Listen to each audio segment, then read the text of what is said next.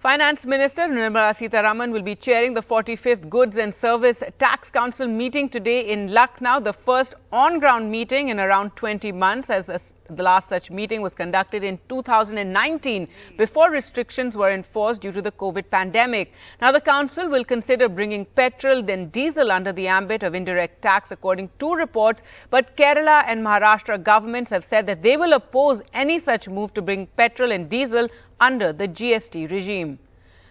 Well, let's go across to Sunil Prabhu for more. And Sunil, tell us more about what's on the agenda, also this contentious issue of bringing fuel under the GST regime. Well, Gargi, as you're well aware and as you rightly pointed out, this is the first meeting in terms of offline meeting, and Nirmala Sitharaman will be meeting her counterparts. Of course, one of that, and it is not the first time, but please remember that petrol and diesel to be included in GST. There has been discussions on this. This has been a deal breaker among states. They have never accepted it. In fact, many states have already been quite upset with the fact that they believe that GST hasn't been the answer as it was when it was introduced, as being a great, GDP multiplier as it was envisaged.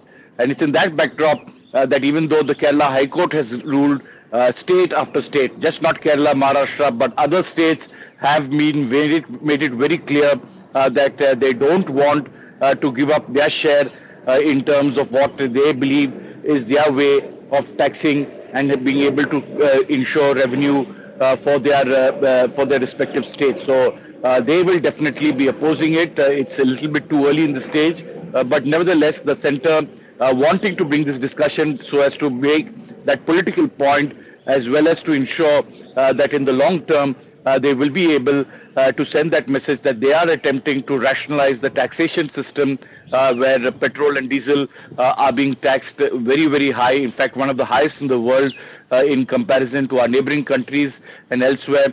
While petrol and crude prices can ensure that the consumer can get it less, we are still paying at three figures in Delhi at more than 100 rupees. So it's in that backdrop that the centre wants to bring in the GST, but states have their own sovereign right in terms of taxation, which they are not ready to let go.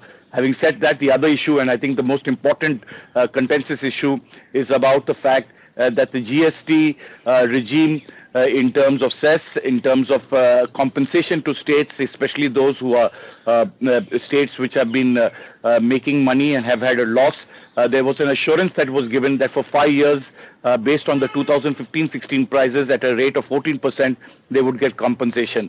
That is now coming up for review because it's going to end, and the states now have to take a political call, and the centre, both the GST, about how long can it be extended. There is definitely a demand that it needs to be extended. Can the centre afford to do it? Can the GST afford to do it?